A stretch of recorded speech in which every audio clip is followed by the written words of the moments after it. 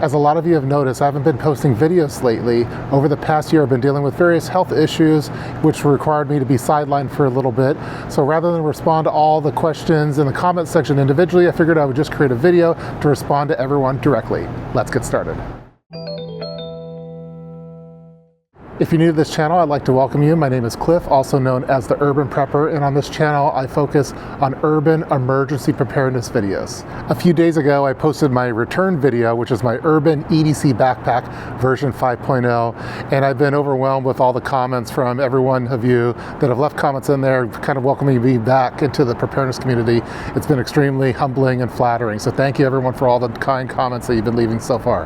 Back in early 2022, I took a leave of absence from YouTube when all of the stuff that was happening in Ukraine was going on, just because it felt like the topics that were of the most interest in the preparedness community were of current events and with regard to that situation. And so that didn't really align with my brand, and I didn't really want to create videos during that time to kind of capitalize it. So I took a break and focused on family at that time.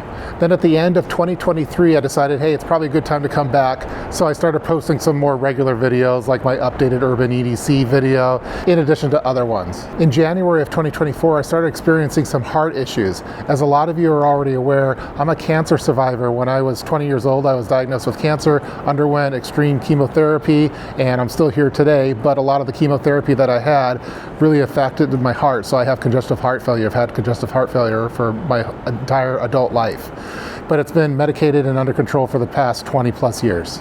Well, in January of 2024, I was feeling some issues with my heart. I felt like I was climbing up Mount Everest and I couldn't catch my breath, and my heart was just beating really fast. It felt like I felt really weak and lethargic, and something was wrong. So I told my wife about it, and she said, go right to the ER. So that's what I did. At the ER, they performed a lot of different tests on me to try to figure out what was going on. They noticed that my heartbeat was at a consistent 125 beats per minute. So they thought I was in some kind of tachycardia, but was doing various tests on that. They could not really get it to come down with all the saline and different things that they were giving me through IV. So I got contacted with my cardiologist, and we started working on different medications and to try to figure out what was going on. After a couple weeks, I felt like I was going to die, and so I had to go back into the ER at around 3 in the morning to figure out what was going on. I was a little bit worried about it, and so was my family. While I was in the ER, they decided they're going to run some tests on me to try to figure out what was going on, because they could not figure out why my heart was just at a constant 125 beats per minute. So the doctor that was seeing me decided he wanted to run some test. It was called adenosine or adenosine. Basically, they stop your heart chemically and they bring you right back to try to figure out what's going on with it. And it was kind of a scary procedure. I had to contact my wife at 5 in the morning and said, hey, they want to stop my heart while I'm awake and then bring me back. So they basically set you up with some IVs, one to put you down and one to bring you right back. And let me tell you, it was not a fun experience to go through. Basically, they inject you with an injection and you're basically dying. You feel like you're dying, you feel like everything's shutting down, and you feel incredibly sick, and you're just shutting down. And then they tell you, okay, breathe. I could hear them talking, and they inject me with something else to bring me back up. And the anesthesiologist and the doctors and everyone's in the room, and they're watching my heart. And so they stop my heart, they have it come back, it starts beating normal, and then all of a sudden it goes back into that double time. And what they discovered is that I had something called atrial flutter. So it's not AFib, it's atrial flutter, which basically the valves in your heart is doing a flutter type motion, which is causing it to look like it's beating at 125 beats per minute, when really it's beating at 60 something, but it's doing a flutter there, and it's not pumping enough blood, which was resulting in my ejection fraction being low. So the amount of blood that your heart pumps out with every pump was really low. It's like less than 30%, which the average should be around 65 to 70%. So that's why I was feeling so weak. Long story short, we adjusted my medication to some more modern medications, and I had to do a heart ablation where they go through your femoral artery and they cauterize the section that's causing that atrial flutter. I did that procedure back at the end of January, and then everything was fixed after that. I felt great, I felt back to normal, and my blood pressure was back to a reasonable level, which was really good. And so I was on various medications like blood thinners and other things things to make sure that everything was stable. So during that time, I was focusing on my health and family and not necessarily on YouTube. So for those of you wondering, that's why I was out of commission for over a year since doing that last return.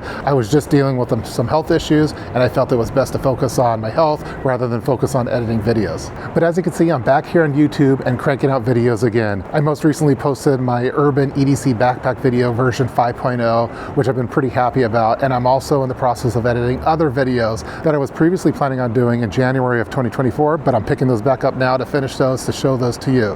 While I probably won't be able to crank out videos on a day-to-day basis, I might be lucky to get one done a week. But based off of the comment section, it seems like a lot of you are pretty understanding of my situation and just want to see videos when you can, when it's convenient for me, so that's what I'm planning on doing. As you can see, I'm here in downtown Seattle right now in some alleyway, and to be honest, I've been a little bit jealous of a lot of the other YouTubers. Everyone has really great home studios right now with perfect lighting and perfect audio. So I figured, because I can't do that right now in my given situation, so I figured this is going to be my studio.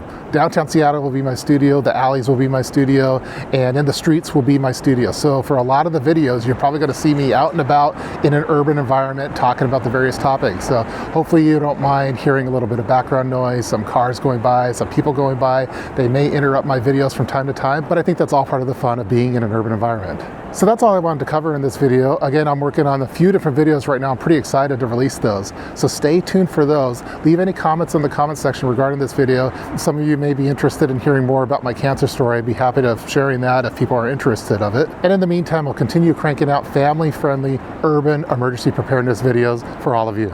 Again, thanks everyone for the long-term support. A lot of you have supported my channel dating all the way back to 2011, which I'm really grateful for. I feel like you're part of the family, and I've missed posting, and I'm excited to post the new stuff very shortly. So stay tuned for that. Leave any comments below in the comment section, and I'll see you very soon.